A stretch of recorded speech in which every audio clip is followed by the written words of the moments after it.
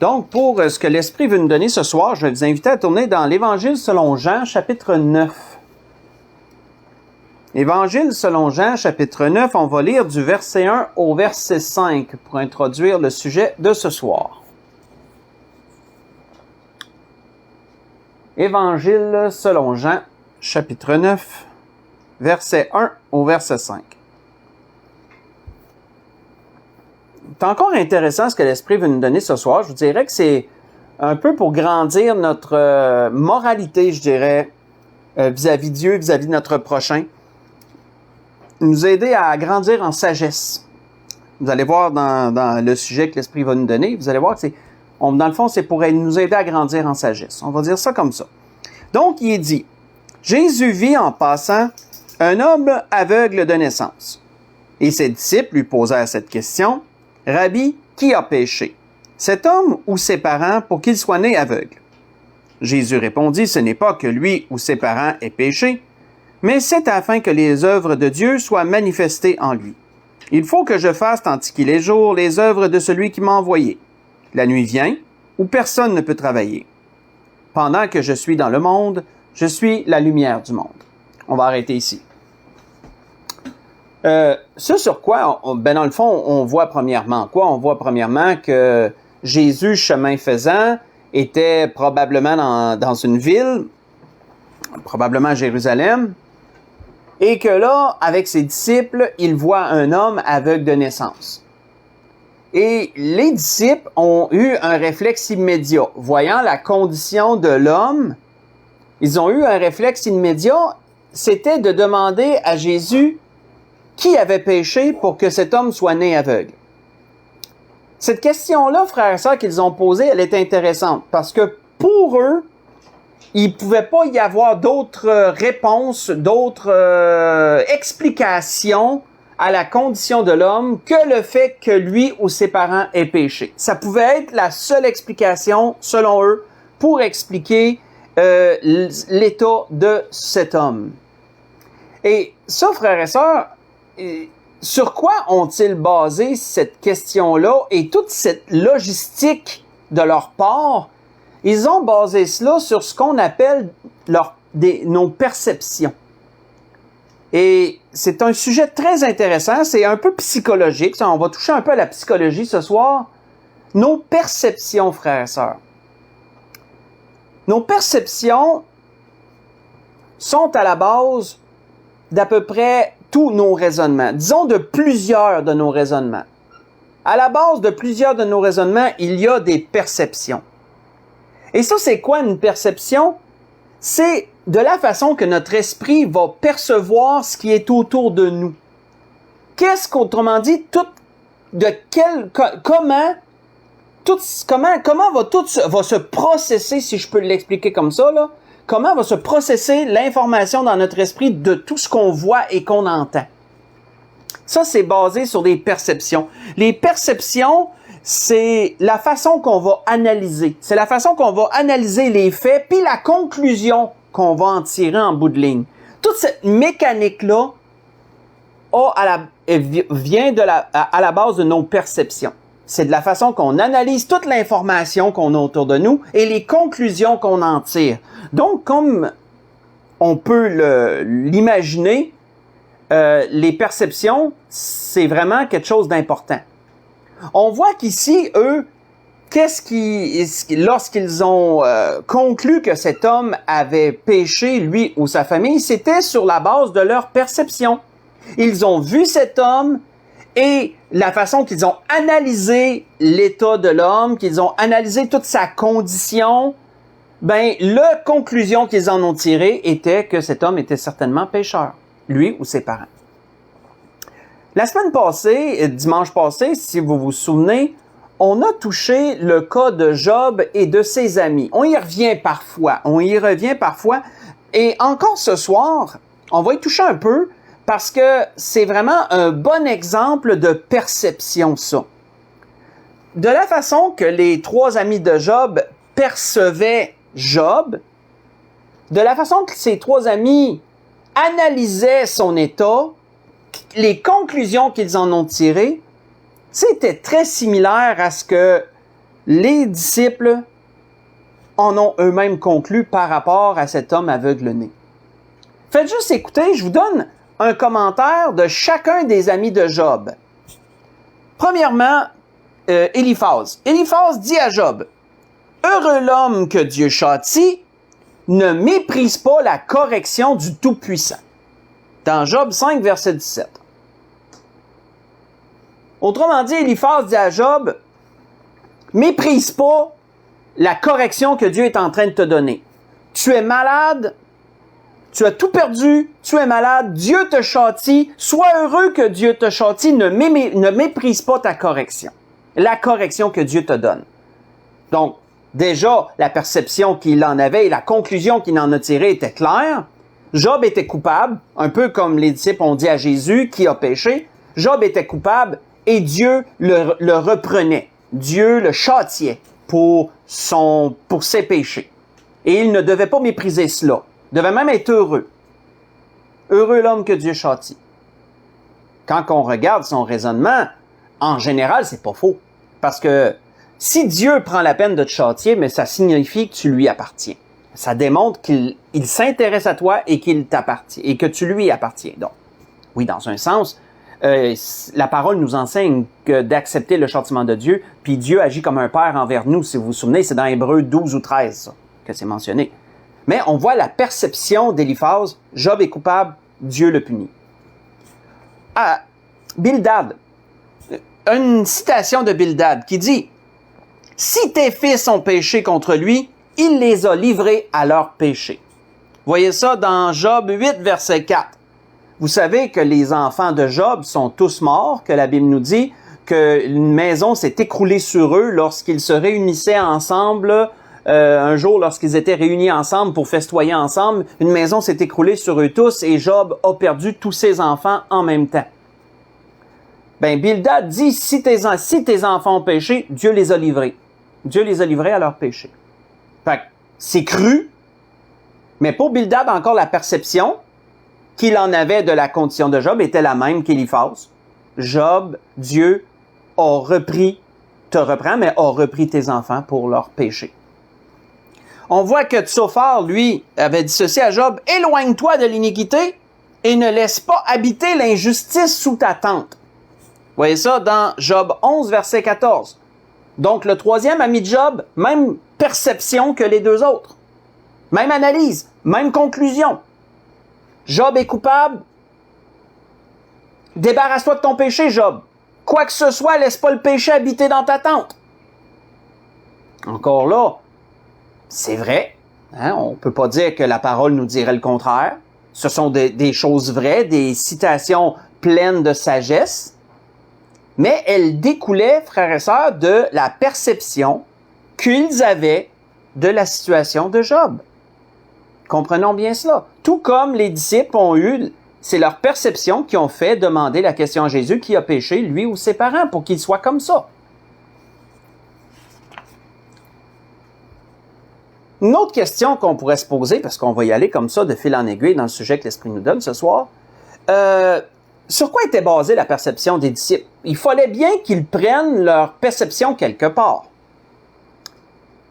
On sait que les disciples étaient juifs, bien sûr, je vous apprends rien. On sait qu'ils avaient été élevés selon la loi de Moïse et selon ce qu'on connaît de la Torah, qui sont les livres que les Juifs, sur lesquels les Juifs s'appuient pour toutes leurs pratiques. Pas seulement la loi, mais le Penthéuque, la Genèse, l'Exode, etc., les 5 premiers livres, plus certains livres prophétiques, prophétiques, et etc., historiques et tout. Et on voit que dans la loi, il était dit ceci à propos de Dieu, comme si Dieu parlait de lui-même. « Je suis un Dieu jaloux, qui punit l'iniquité des pères sur les enfants, jusqu'à la 3e et à la 4e génération de ceux qui me haïssent. » Vous voyez ça dans l'Exode 20, verset 5. C'est écrit dans la loi, ça. Dieu est un Dieu jaloux et il punit l'iniquité des pères sur les enfants. Ça, c'est dans la loi. Si les disciples, et pas si, ils ont reçu ces enseignements-là, ils vivaient selon la loi, souvenons-nous bien. Et donc, ces enseignements-là ont nourri leur perception. L'analyse qu'ils en ont fait était tirée sur ce qu'ils connaissaient de la loi. Et donc, s'ils avaient lu dans la loi que Dieu est un Dieu jaloux qui punit l'iniquité des pères sur les enfants, nous pouvons donc en conclure que leur perception, l'analyse, la conclusion qu'ils en ont tirée était basée sur les enseignements qu'ils voyaient de la loi, entre autres choses. Ça l'a grandement influencé leur analyse et leur conclusion, leur perception, somme toute. On voit que si nous, frères et sœurs, je méditais là-dessus, puis je me disais, si moi, j'aurais été élevé à ce temps-là, selon la loi de Moïse, j'aurais probablement posé la même question à Jésus. J'aurais probablement eu le même raisonnement, la même analyse et la même conclusion que les disciples. Puisque c'est comme ça que j'aurais été élevé, somme toute, on va dire. Quand on réfléchit, frères et sœurs, sur la perception, une chose qu'on doit comprendre, c'est que la perception est basée sur plusieurs choses. J'ai pris certaines notes parce que j'ai dû aller lire un peu des ouvrages psychologiques pour comprendre un peu la mécanique de la perception. On voit que la perception est basée, entre autres choses, sur l'éducation, sur la façon qu'on a été élevé, sur nos expériences de vie, sur nos croyances, etc. Beaucoup de choses qui nourrissent nos perceptions. Je le répète, notre éducation, la façon qu'on a été élevé, nos expériences de vie, nos croyances, et encore, etc., encore d'autres choses. Tout cela, frères et sœurs, va influencer notre perception des choses et des gens. Tout cela va influencer. Et la perception, c'est principalement la chose sur laquelle on se base pour tirer des conclusions, pour analyser l'information de tout et tirer des conclusions. Donc, c'est bien important de capter ça.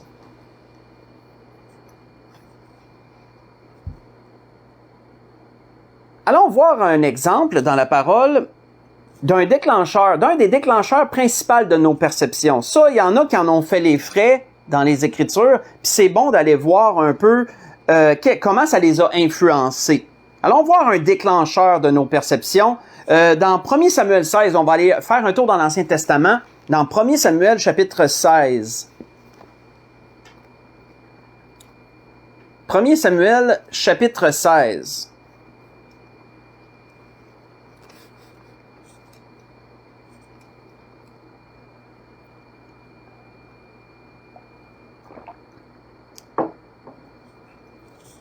On va aller au temps de Samuel, le prophète, lorsqu'il a eu à aller oindre un futur roi pour remplacer Saül qui était tombé en disgrâce. Dieu lui a dit d'aller dans une telle ville, d'amener une telle famille, et que Dieu allait lui désigner qui serait le prochain roi. Qui serait celui qui serait oint pour le prochain roi. Dans 1 Samuel, chapitre 16, voyons ce qui s'est passé là. L'Éternel dit à Samuel, « Quand cesseras-tu de pleurer sur Saül? » Pourquoi? Parce que Samuel était très attaché à Saül, qui avait été le premier roi d'Israël et que Dieu avait envoyé un jour Saül vers lui. Ça, quand vous lisez dans 1 Samuel 3-4, dans ces coins-là, vous allez voir ça, 3, 4, 5, et il y a pas mal une belle histoire là-dessus qui démontre comment Dieu a guidé Saül vers Samuel, puis disons que Samuel l'a tout de suite aimé, a tout de suite aimé Saül. Disons qu'il est tombé tout de suite, il était, comment je pourrais dire, il le voyait d'un bon œil. Donc, lorsque Saül a été tombé en disgrâce, disons que Samuel a trouvé ça très dur que Dieu répudie Samuel, si je peux le dire comme ça. Et donc, Dieu dit, arrête de pleurer sur Saül, je l'ai rejeté, afin qu'il ne règne plus sur Israël. Remplis ta corne d'huile et va, je t'enverrai chez Isaïe, Bethléemite, car j'ai vu parmi ses fils celui que je désire pour roi. Samuel dit, comment irai-je? Saül la prendra, il me tuera. Et l'Éternel dit, tu amèneras avec toi une génisse et tu diras, je viens pour offrir un sacrifice à l'Éternel. Tu inviteras Isaïe au sacrifice. et je ferai connaître ce que tu dois faire, et tu oindras pour moi celui que je te dirai. Samuel fit ce que l'Éternel avait dit, il alla à Bethléem. Les anciens de la ville accoururent, effrayés devant de lui, et dirent, ton arrivée annonce-t-elle quelque chose d'heureux? Il répondit, oui, je viens pour offrir un sacrifice à l'Éternel. Sanctifiez-vous, venez avec mon sacrifice. Il fit aussi sanctifier Isaïe et ses fils et les invita au sacrifice. Et lorsqu'ils entrèrent, il se dit en voyant Éliab, notez bien, il se dit en voyant Éliab qui était le fils aîné d'Isaïe, celui qui était de plus grande taille et celui qui était le plus costaud, loin de l'Éternel est ici devant lui. Et l'Éternel dit à Samuel, ne prends point garde à son apparence et à la hauteur de sa taille, car je l'ai rejeté. L'Éternel ne considère pas ce que l'homme considère. L'homme regarde à ce qui frappe les yeux, mais l'Éternel regarde au cœur. On va arrêter ici. Qu'est-ce qui a fait, frères et sœurs, que Samuel a eu cette conclusion? C'était ses perceptions. Encore là, c'était sa perception. Qu'est-ce qui avait influencé sa perception de la sorte? C'était le fait que le premier roi qui avait été choisi était de très haute taille et était costaud. Saül était comme ça, de haute taille, dépassant d'une tête tous les enfants d'Israël, et il était costaud. Et donc, Samuel, dans sa perception de ce que devait être un roi, mais ça doit être quelqu'un comme ça, quelqu'un de grand, quelqu'un de costaud, qui a une bonne stature, qui a une bonne carrure et tout, une bonne posture, ça c'est un roi. Quand il a vu Éliab, il s'est dit, ça c'est un roi, c'est le roi et certainement le roi de l'Éternel est là. Et Dieu a dit non, je l'ai rejeté. Dieu a dit non, je l'ai rejeté. L'apparence, frères et sœurs, est l'un des principaux déclencheurs de nos perceptions. C'est l'apparence qu'Éliab avait qui a déclenché la perception de Samuel immédiatement, qui a amené cette analyse et cette conclusion qu'il a eue. L'apparence. Et l'apparence, c'est quoi? C'est ce qui se présente immédiatement à notre vue. C'est ce qui se présente immédiatement à notre vue. On regarde les choses, tout de suite, il y a une apparence. On ne connaît pas toute l'histoire autour, avant, après, mais ce qui est devant nos yeux, c'est une apparence. Et ça nous influence. Ça influence nos perceptions, surassuré. Surassuré. On voit que il y a un roi un jour, qui était quand même sage dans ses paroles, le roi Josaphat. Il a dit ceci, il dit « Veillez sur vos actes, car il n'y a chez l'Éternel notre Dieu ni iniquité, ni égard pour l'apparence des personnes. » Quand on pense à ça, frères et sœurs, est-ce que Dieu, lui, peut avoir des perceptions? Je méditais là-dessus. Je me disais, est-ce que Dieu, lui, peut être influencé par les apparences? Est-ce que Dieu, lui, peut avoir des perceptions, des choses comme nous, humains, avons? Et la réponse, frères et sœurs, est non. La seule conclusion que je peux en tirer, c'est que Dieu ne peut pas avoir de perception. Parce qu'une perception, frères et sœurs, n'est pas nécessairement vraie. C'est pas nécessairement la réalité des choses et la vérité des choses. C'est simplement comment nous recevons l'information, comment nous l'analysons et la conclusion qu'on tire. Et nos perceptions peuvent être erronées. Nos perceptions peuvent être fausses. Tandis que Dieu, lui, ne peut pas se tromper. Dieu ne se trompe jamais. Dieu n'est pas influencé par les apparences. Pourquoi? Parce qu'il transcende l'apparence. Dieu voit clair immédiatement. Il regarde une chose et il en connaît toute la vérité. Il n'y a rien qui peut tromper Dieu dans ce qu'il voit. Et donc, Dieu ne peut pas avoir de perception, puisque les perceptions peuvent être faussées d'une façon ou d'une autre. Dieu voit la vérité et c'est tout. Dieu, il est clairvoyant. C'est ce qu'on appelle. On appelle ça comme ça, c'est d'être clairvoyant. Il voit tout clairement. Donc, de là, l'appellation clairvoyant. Il voit tout clairement. On voit que pour nous, frères et sœurs, par contre, ça peut être une cause de dispute. Les apparences sont souvent trompeuses. C'est d'ailleurs un dicton. Hein? Les apparences sont trompeuses. Puis, on ne peut pas toujours réussir. Parfois, oui, nos perceptions sont bonnes. Je dis pas qu'on se trompe tout le temps.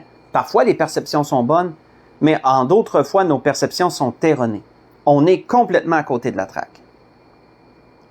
Un bon exemple de cela, Je vous invite à la lire durant la semaine. C'est Jésus. Jésus en a fait les frais, des perceptions des gens autour de lui. Là, il en a fait les frais, je peux vous le dire. Quand on comprend le sujet puis qu'on décèle juste ça, on le voit à plusieurs endroits. Et je vous invite, entre autres, à lire durant la semaine dans Jean chapitre 7. Dans Jean chapitre 7, verset 21 au verset 24, mais vous pouvez tourner un peu plus large alentour de ça. Lorsque les frères de Jésus, lorsque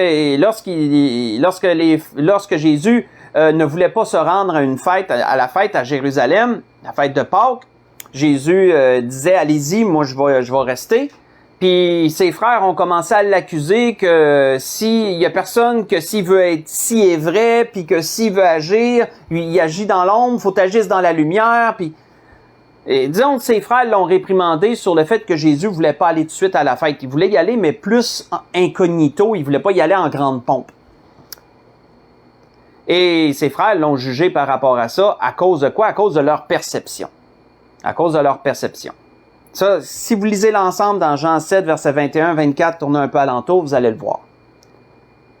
Un exemple, frères et sœurs, de ce qu'une mauvaise perception peut amener, on a de bons exemples dans la parole et l'Esprit m'a guidé dans un en particulier, on va aller le voir ensemble. C'est dans Josué 22. On va reculer encore dans l'Ancien Testament, dans Josué chapitre 22. On a ici... Et on ne lira pas l'histoire en entier, bien sûr, mais on va lire les éléments principaux et pourrez lire toute l'histoire durant la semaine. Je vous invite d'ailleurs à le faire. Et vous allez voir comment des perceptions peuvent être cause de beaucoup de problèmes lorsqu'elles sont mauvaises, lorsqu'elles sont erronées. Et oui, elles peuvent l'être parfois. Elles peuvent l'être parfois. Dans Josué chapitre 22, si on lit du verset 10 au verset 16, je vous mets dans le contexte. J'ai touché à ça dernièrement dans un précédent message, mais on sait qu'il y avait 2 tribus ennemies, la tribu de Ruben, la tribu de Gad et la demi-tribu de Manassé, qui avaient décidé, eux, d'avoir des territoires de ce côté-ci du Jourdain. Si vous vous souvenez, ça va un peu vous rafraîchir la mémoire. Tandis que les autres tribus d'Israël ont pris des possessions dans le territoire que Dieu leur avait assigné au-delà du Jourdain, comme Dieu le voulait. Mais il y a 2 tribus ennemies qui ont dit, nous autres, on veut les territoires avant le Jourdain, de ce côté-là du Jourdain. Parce que c'était fertile pour les troupeaux, les plaines et tout. Tout était bon pour les troupeaux, puis il y avait beaucoup de troupeaux, eux autres. Si vous vous souvenez de tout ça. Et là, dans Josué 22, on est à la fin de la conquête de la terre promise. À la fin, disons qu'on est très avancé. Ils ont majoritairement conquéri tous les territoires qu'ils devaient conquérir. Et ces 2 tribus ennemies-là avaient suivi leurs frères, ils avaient combattu avec leurs frères, ils avaient fait leur part. Et là, Josué les renvoie. Josué leur dit, vous avez fait tout ce que vous aviez à faire, maintenant vous pouvez retourner dans les territoires que vous avez choisis et que Moïse vous a attribués. Allez-y, retournez-y. Et donc, c'est là qu'on lit. Ils s'en retournent dans les territoires que pas que Dieu leur avait attribués, qu'ils se sont choisis. Très important de le mentionner, ça. Qu'ils se sont choisis. Si on lit le verset 10 au verset 16 pour commencer. Il nous est dit, quand ils furent arrivés au district du Jourdain, qui appartiennent au pays de Canaan, les fils de Ruben, les fils de Gad et la demi-tribu de Manassé, ils bâtirent un autel près du Jourdain, un autel dont la grandeur frappait les regards. Donc, ils s'en reviennent dans leur territoire et la première chose qu'ils font, c'est de bâtir un autel sur le bord du Jourdain. Sur le bord, mais en tout cas près du Jourdain. Pour qu'il soit de plus haute taille que normal. Là. Un autel qui était comparable à l'autel de l'Éternel que les enfants d'Israël avaient bâti de ce côté-là du Jourdain. En tout point conforme, mais beaucoup plus gros. Beaucoup plus gros, il faut comprendre ça. C'est la première chose qu'ils ont faite. Les enfants d'Israël, verset 11. Les enfants d'Israël apprirent que l'on disait, voici les fils de Ruben, les fils de Gad et la demi-tribu de Manassé ont bâti un autel en face du pays de Canaan, dans les districts du Jourdain et du côté des enfants d'Israël. Et lorsque les enfants d'Israël eurent appris cela, toute l'assemblée des enfants d'Israël se réunit à Silo pour monter contre eux et leur faire la guerre. Pourquoi? Parce que la perception qu'ils ont eue du geste de ces 2 tribus et demie était qu'ils tombaient dans l'idolâtrie. La première chose qu'ils ont fait, c'était de se bâtir un autel pour offrir des sacrifices sur le bord. Et ça, c'était pas de Dieu.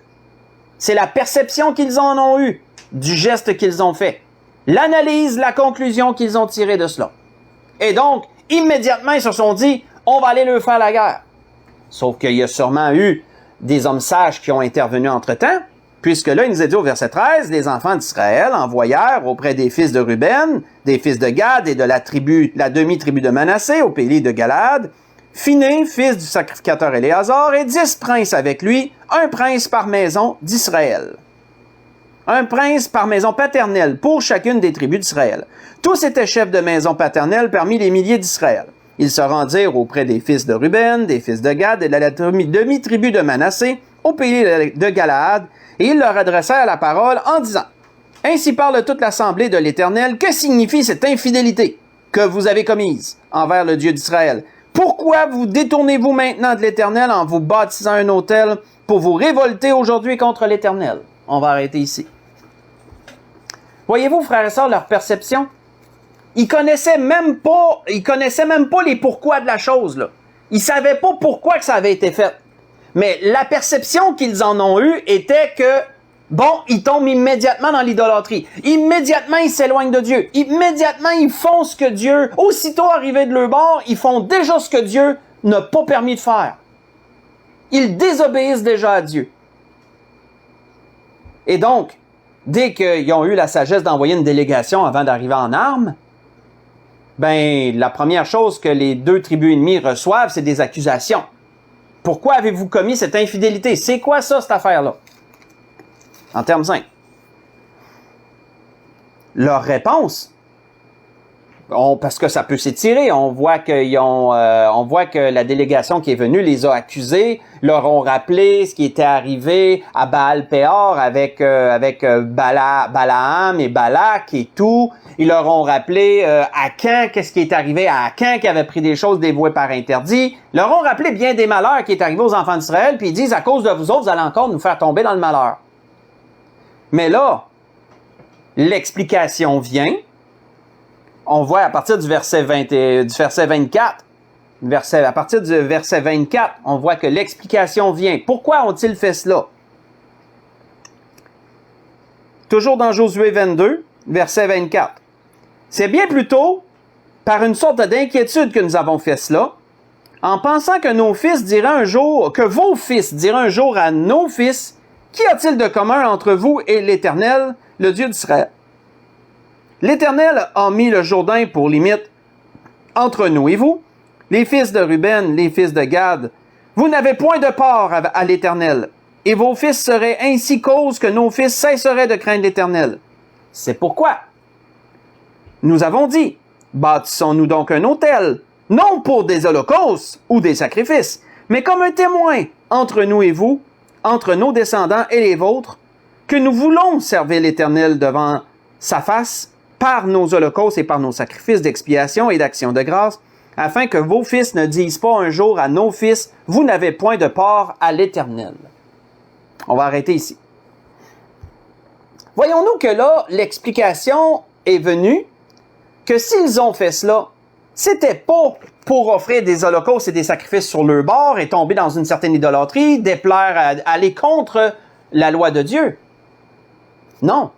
C'était pour que ceux-là de ce côté-ci du Jourdain, dans la terre promise, ne pensent pas que eux n'étaient pas parmi les 12 tribus d'Israël. L'autel était parfaitement conforme à l'autel de l'autre côté, en plus gros, bien sûr. Elle n'allait servir que de témoignage pour montrer, à toutes les fois qu'ils verraient cet autel-là de l'autre côté, ils diraient, ils ont un autel comme la nôtre, ce sont aussi des tribus d'Israël. Souvenez-vous, j'avais prêché le message à propos des Gadaréniens. Ça me revient, là. C'était en rapport avec les Gadaréniens, qui étaient des descendants des deux tribus ennemies, qui étaient des descendants plus tard des deux tribus ennemies, que Jésus est allé aussi témoigner ces gens-là. Il est allé aussi se présenter à eux, si vous vous souvenez. Donc, on voit que s'ils ont fait cela, ils l'ont expliqué pourquoi. C'était pour une bonne raison. C'était pour une bonne raison, ce n'était pas pour commettre un péché et attirer le malheur sur tout Israël. Quand on lit le verset 33, on voit quoi? On voit que les enfants d'Israël furent satisfaits.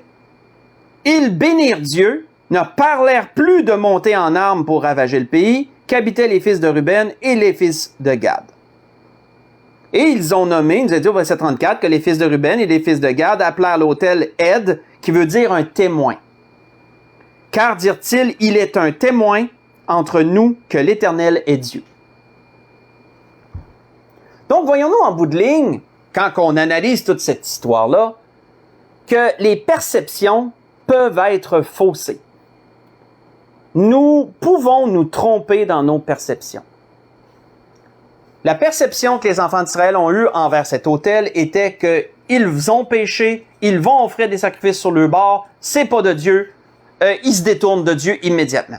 Tandis que la vérité, la réalité était qu'ils ne voulaient simplement pas que les autres tribus les oublient un jour, tu sais, dans les descendants plus tard, puis qui en viennent qu'à penser qu'eux n'étaient pas parmi les 12 tribus d'Israël. Donc, en ayant un autel conforme à l'autre, ils pourraient toujours avoir un témoignage de dire « Nous aussi, on appartient aux tribus d'Israël. On a le même autel que vous. » Conforme en tout point. Donc, c'est un témoignage. Une fois que tout cela a été éclairci, ben à ce moment-là, les enfants d'Israël ont bien vu que leur perception était mauvaise. On s'est trompé, on s'est planté, on a eu un faux raisonnement. Et là, tout le monde était heureux après. Parce que tout était devenu clair. Et ça, frères et sœurs, c'est quelque chose d'important. C'est que Satan mise sur de fausses perceptions. Satan veut nous tromper. Satan veut qu'il y ait division entre les enfants de Dieu. Satan veut qu'il y ait des tensions. Il veut qu'il y ait des chicanes. Il veut qu'il y ait de l'amertume et toutes sortes d'autres choses. Et l'une des façons que Satan va s'y prendre, c'est justement de fausser nos perceptions. Satan agit là-dedans lui aussi, là. Il agit là-dedans aussi. Et parfois, il vient fausser les perceptions qu'on a de choses en rapport avec des situations, avec des personnes, où qu'on va analyser puis qu'on va conclure « Ah, ça doit être à cause de ça que ça fait ça. Ou ça doit être à cause de ça que ça y arrive. Ça doit être à cause de ça que telle affaire arrive. Ou ci ou ça. » Et on se rend pas compte que le diable est là-dedans. On se rend pas compte que le diable est en train de nous fausser. Et comment, frères et sœurs, pouvons-nous éclaircir les choses? Comment pouvons-nous réajuster nos perceptions, valider nos perceptions, en fin de compte, pour voir si c'est vrai ou pas ce qu'on pense? Parce qu'en bout de ligne, les perceptions en viennent qu'à être ce qu'on pense, en bout de ligne. Parce que qu'est-ce qu'on pense? C'est le résultat de l'analyse puis de la conclusion. Ben, c'est ça qu'on pense. Ben, c'est justement d'en parler. On voit que les disciples ont eu la bonne réflexion de poser au Seigneur la question. Ils n'ont pas gardé ça dans leur tête, ils se sont dit « Ah, il a certainement péché, lui ou son père ont certainement péché. » Non, ils ont demandé à Jésus qui a péché. Et en demandant cette question-là à Jésus, automatiquement, Jésus l'a éclairci. C'est pas à cause de ça, c'est pour que les œuvres de Dieu soient manifestées à travers lui. Dieu a permis qu'il soit dans cette condition-là au moment où je suis là pour que ma gloire, la gloire de Dieu se manifeste à travers lui, à travers la guérison que Jésus allait opérer. On voit que ça a été la même chose dans l'Ancien Testament avec les tribus. Ils ont eu la brillante idée, la sagesse d'esprit d'envoyer une délégation pour discuter avant d'arriver là en armes, puis d'être prêts déjà à se battre pour aucune raison, en fin de compte. La délégation a pu parlementer avec les tribus et éclaircir que non, il n'y a pas de péché là, c'est nous qui se sommes trompés. Le meilleur moyen de savoir si nos perceptions sont bonnes, c'est de les mettre à l'épreuve, c'est d'en parler. Et ça, frères et sœurs, on le fait pas souvent. Souvent, on reste avec nos idées, on reste avec nos analyses, on reste avec nos conclusions, et on a des pensées qui sont fausses, et c'est comme ça, frères et sœurs, qu'on juge. C'est de là que viennent les mauvais jugements qu'on a, en bout de ligne. On voit que l'apôtre Paul avait dit quelque chose de sage, et ça peut en venir un peu avec la situation qu'on vient de lire. L'apôtre Paul avait dit quelque chose de sage aux Corinthiens en rapport à cela. L'apôtre Paul avait dit, c'est pourquoi ne jugez de rien avant le temps, jusqu'à ce que vienne le Seigneur qui mettra en lumière ce qui est caché dans les ténèbres et qui manifestera les desseins des cœurs. Alors chacun recevra de Dieu la louange qui lui sera due.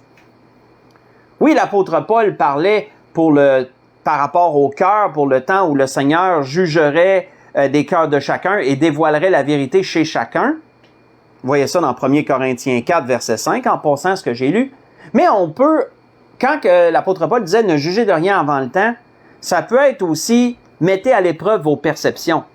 Vérifiez si vos perceptions sont bonnes sur une personne ou sur quelque chose.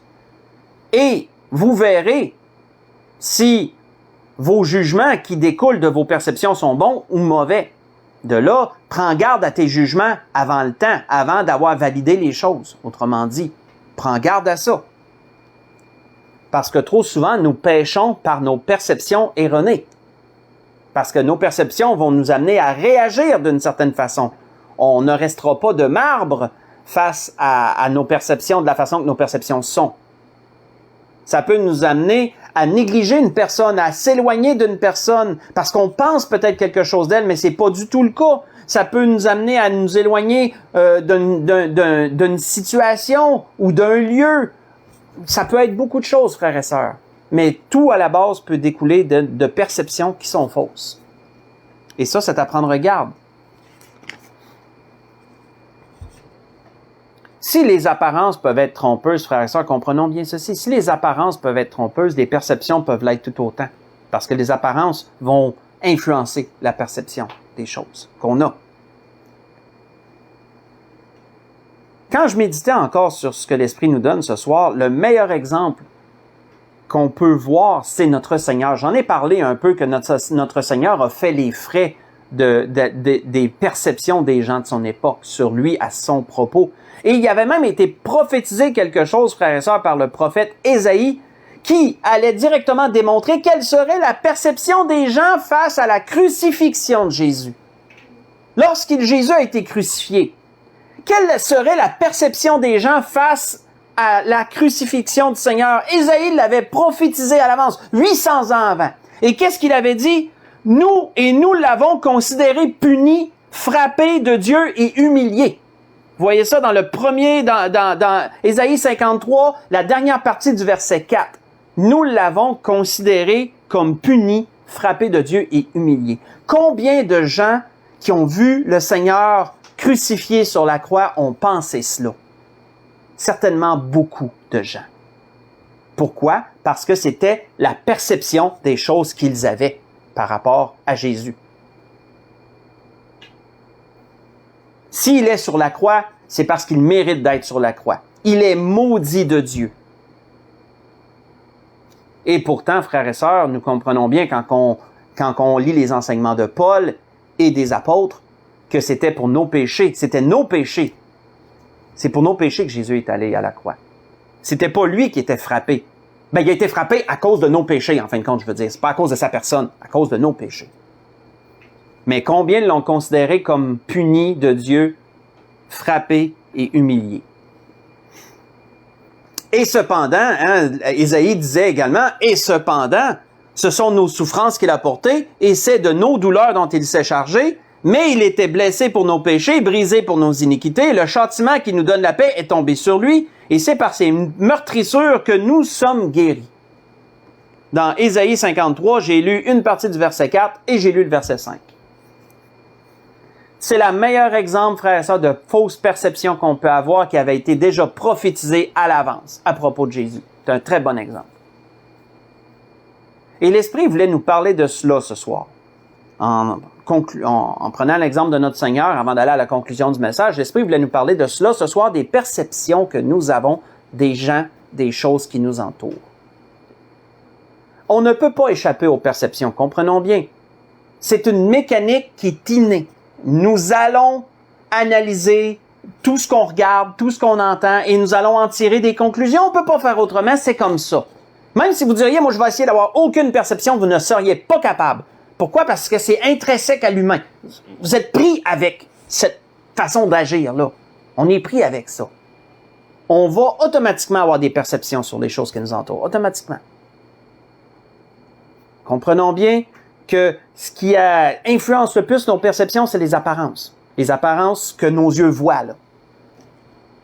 Sans connaître toute l'histoire alentour, ce qu'on voit. C'est des apparences. Et ça, c'est un des principaux déclencheurs des perceptions. Comprenons, comme on l'a vu selon la parole, que nos perceptions peuvent être bonnes parfois, mais elles peuvent être fausses aussi. Peuvent être fausses. Voyez comment les perceptions des disciples à propos de l'homme aveugle étaient fausses. C'était pas de la faute de ses parents, puis c'était pas de sa faute à lui s'il était comme ça. Voyez comment la perception des 3 amis de Job était fausse. En bout de ligne, pas pour rien, que eux ont été réprimandés, que Job, lui, a été approuvé de Dieu. Leur perception était fausse. Quoique leur parole était sage, leur perception, elle, était fausse. On a vu l'histoire qu'on vient de voir. On a vu comment Samuel s'est fait flouer par l'apparence d'Éliab. On a vu comment il aurait pu avoir une dispute qui aurait pu virer vraiment mal entre les enfants d'Israël et les 2 tribus ennemies qui ont décidé de prendre des territoires au-delà du Jourdain, en deçà du Jourdain. Et tout. Dans toutes ces choses, l'Esprit a voulu nous montrer cela ce soir. Et ça serait une bonne analyse à faire pour nous de premièrement s'arrêter sur les perceptions qu'on a de certaines choses. Peut-être sommes-nous en froid avec quelqu'un. Peut-être avons-nous des lieux qu'on veut pas aller ou des situations qu'on veut éviter. Mais en fin de compte, analysons un instant, est-ce que c'est nos perceptions qui nous amènent à ça? Et est-ce que nos perceptions sont bonnes? Est-ce qu'elles sont vraies? Satan, y aurait-tu pu biaiser des choses dans notre perception? Il aurait pu.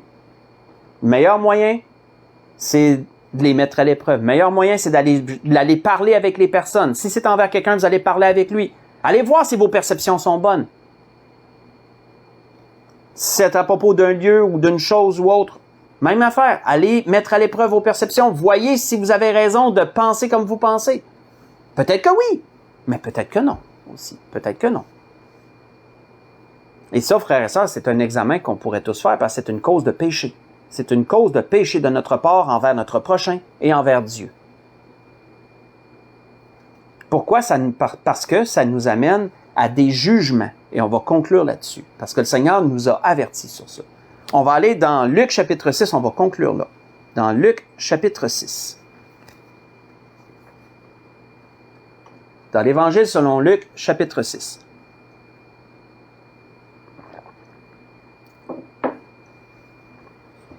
On va lire du verset 37, le verset 37 et le verset 38, somme toute.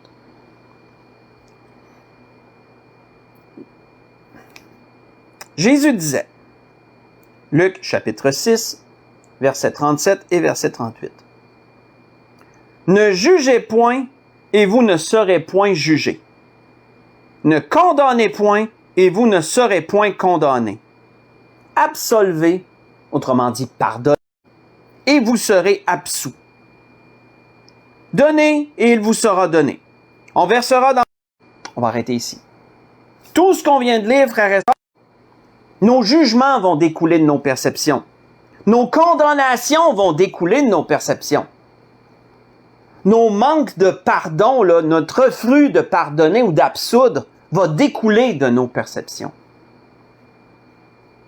La mesure dont on va se servir va découler de nos perceptions. Et donc, si nous voulons être en paix devant Dieu et en paix envers notre prochain, gardons donc à l'esprit que la meilleure manière de faire ça, c'est de mettre à l'épreuve nos perceptions et de clarifier si elles sont justes ou mauvaises et de réajuster le cas échéant afin d'être en paix envers Dieu, d'être en paix envers nos frères et nos sœurs et de ne pas laisser aucun accès au diable dans toutes ces choses. C'était ce que l'Esprit voulait nous dire ce soir et c'est la grâce également que je nous souhaite à tous. Donc, sur cela, je voudrais vous souhaiter un bon restant de semaine à tous et à toutes. Profitez bien de la température tant comme vous le pouvez. Faites attention aux coups de chaleur, hein, ça peut arriver parce qu'il fait très chaud et très humide. Donc, pour l'Église de l'Espérance, on va se dire à dimanche.